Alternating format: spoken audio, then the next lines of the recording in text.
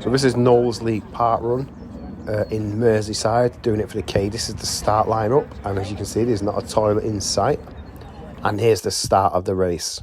And as usual, thanks to all the volunteers who took part, and the 164 runners that took part as well today. And it's near enough, all of it is on tarmac paths. There is a bit across a field, which looks like it could get slightly muddy at times. And it only had one real small hill, which you go up and then back down. I'll put the elevation up here for now. In the top left corner, you can see it's just 2 laps. And I'll put the overall elevation from Strava up on the top right. So it's not the hilliest part runs. And it takes place on, I think it's pronounced Stadt Moers Park. And I don't think you'll be seeing this park run on many most scenic park runs list. But one of the things I found out afterwards was the place actually used to be a landfill site, and it is the scene of one of Britain's most notorious unsolved murders in 1980 of John Greenwood and Gary Miller, who were both 11 years old at the time. A guy was arrested and apparently revealed information that was not public, such as the use of a rope, and he admitted it to police, a guy called John Cheeseman, who was like the local weirdo, and he even told them where to find the rope, and it was recovered. But when he admitted it, he was not informed of his rights or had a solicitor present, so was found not guilty in 1981, and no one has ever been convicted of it since, although he remains the main suspect. There has been numerous attempts to reopen the case, and especially since 2003 when the double jeopardy law was changed, and in 2016 after an investigation by the Sunday Times, the case was reopened, and in 2019 the Director of Public Prosecution said that the new evidence, which was still focused on Cheeseman as the subject, did not meet the threshold to bring charges against him, and it was found he was still actually living in the Western area, which would make him around 66 years old so far.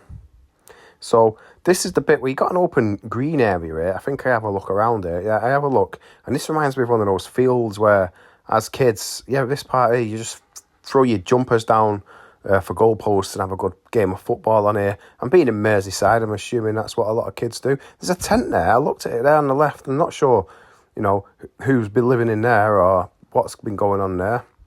But this is the grassy knoll, if you will, just the large, big, open green section, suitable for a kickabout.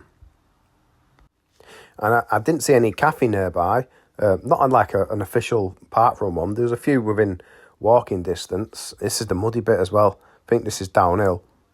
But I did notice, I think a lot of the volunteers brought flasks and things like that to... and the actual best park run I've seen for that is Watergrove Park Run in Rochdale. But I did it in December. Well, it's not last year now, it's 24. And I'm not sure if they only did that because it was winter or because there's no cafe nearby or whether they do it every week. I'm not sure about that. But there are some park runs which are very well organised by the volunteers. And we do all go that extra mile, so it's worth recognising that. This one did have a very enthusiastic and a lot of Bluetooth speakers. I will go down to real time when I find her, and she had more energy than most of the runners, to be fair. And with it being 2 laps, I encountered her on 2 occasions. This is one of those hairpins up, down, around the cone. And I think this is uphill slightly, so on the way down, you're going downhill. And you can see this looks like barren wasteland, a lot of it. It's like some post-apocalyptic scene. There it is around the cone. And a lot of it might be just the time of year. It might be very lovely and green if you come back in the summer or something. Let me speed it up and get to it.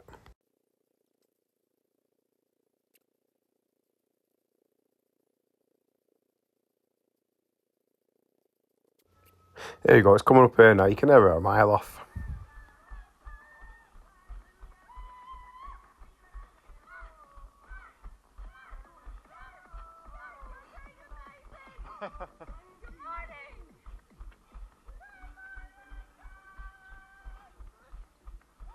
Yeah, I can still hear that, and I think she may have done that for the entire time it took whoever from the tail walker. Right, it's going to turn the volume back down now and speed it back up.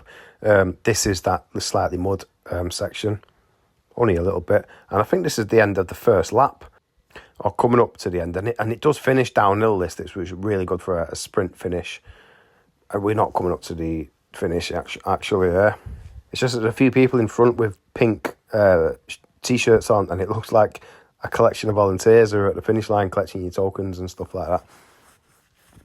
But I think I got 27 minutes or 26 minutes or something today. But I'm still having to put ice on my knee at the end of twice a day.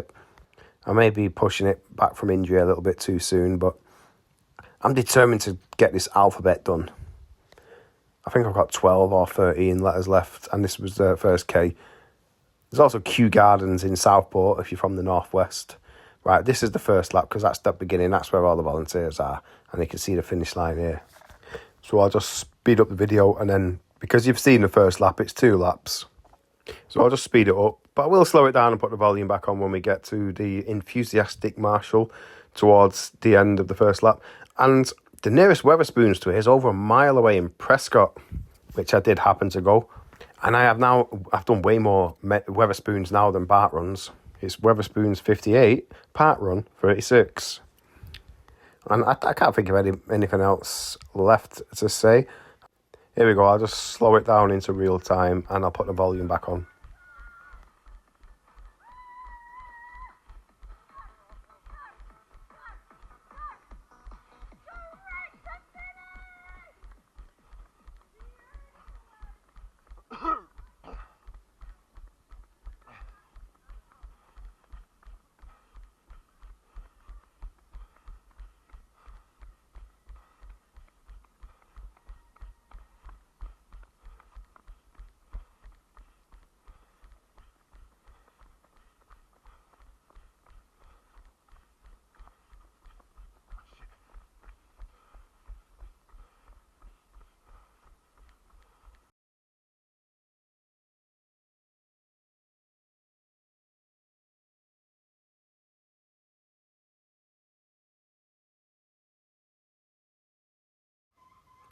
And here we get to the end of the race. So I'm off to Wetherspoons at this point now.